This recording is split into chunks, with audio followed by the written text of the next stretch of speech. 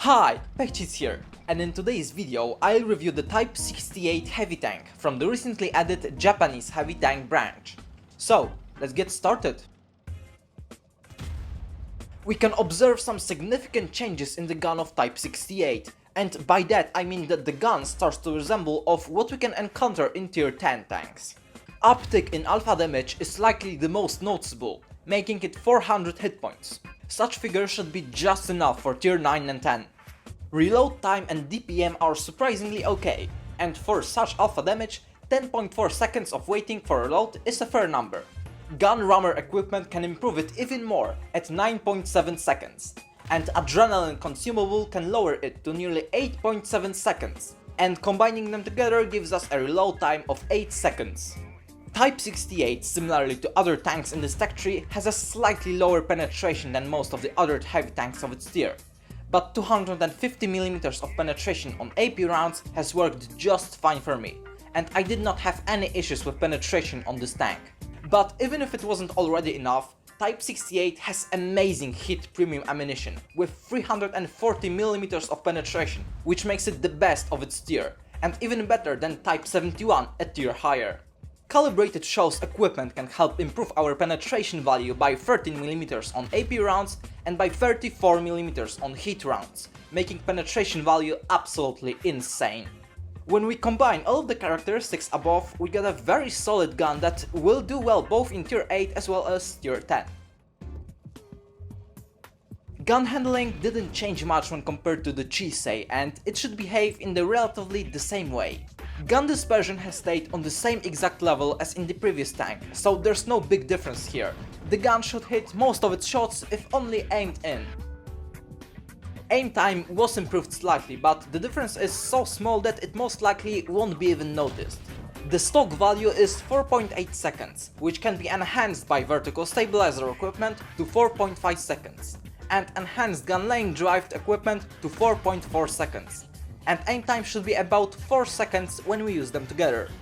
Just like all of the other heavy tanks in this tech tree branch, Type 68 has 6 degrees of gun depression, which can be worked with considering that this is a heavy tank. But if we really want to, we can add 3 degrees of both gun depression and elevation, thanks to the brand new improved gun stabilizer equipment, making the gun depression 9 degrees, which I don't think I need to mention is a lot.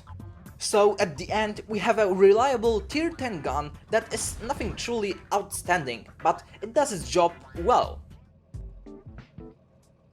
Armour is probably the biggest weak spot of Type 68, which can be a little disappointing when we remember that the entire line of vehicles is mainly about armor. Some people would say that this balances the Type 68 out, but in my point of view it just makes the tank unreliable and thus unattractive. Starting with the hull, it really presents itself nicely. The upper plate is extremely steep and it probably is one of the most angled upper plates in the entire game.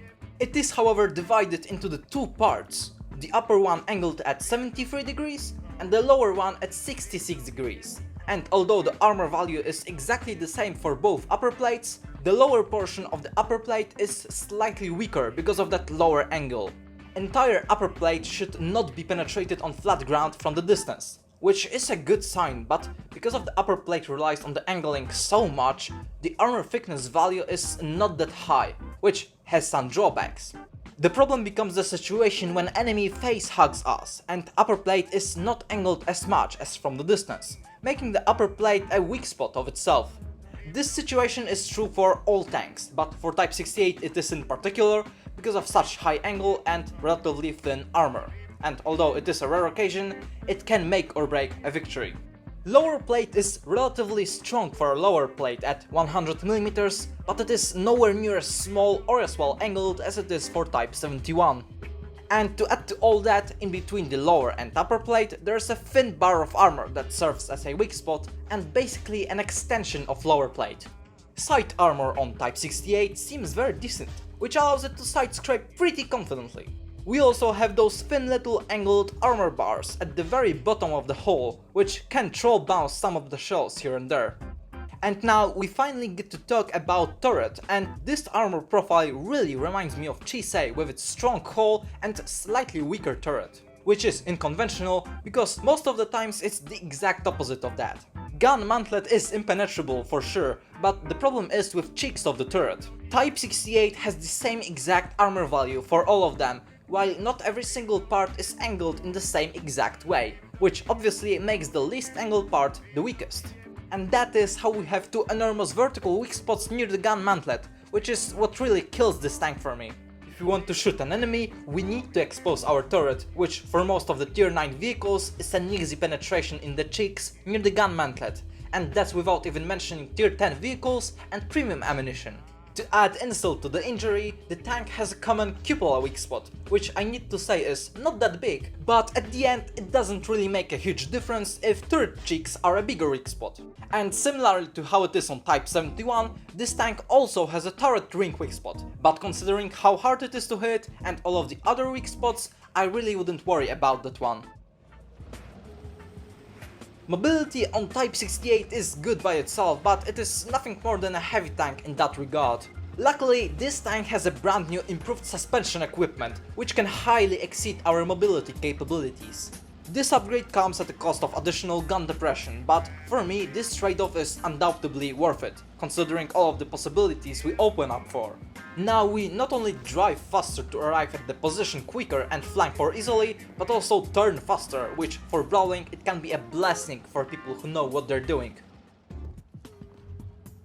Some people would say that Type 68 is a well-balanced tank, but for me it is somewhere in between of unreliable and boring after quite some time.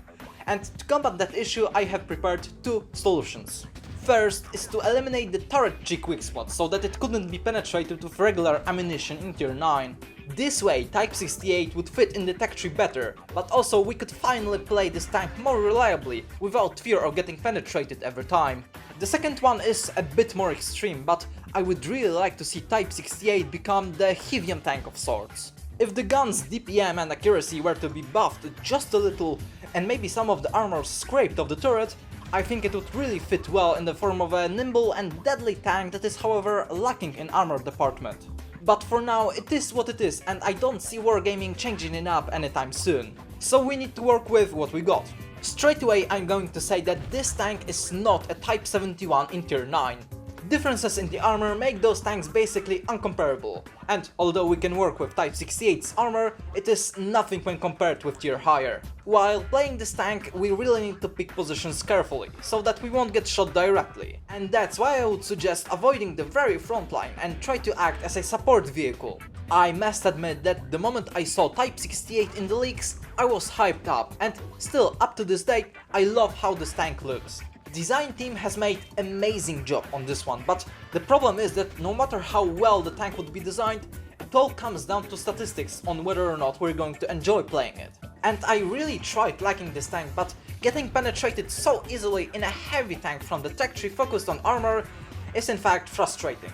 So at the end I suppose that keeping this tank in garage has no bigger point, and although we lose a lot of credits, we can spend them on Type 71. So that's how Type 68 presents itself. Solid tank but nothing too extreme and reliable. So that's all I have for you today. Thanks for watching, stay tuned for more and see ya!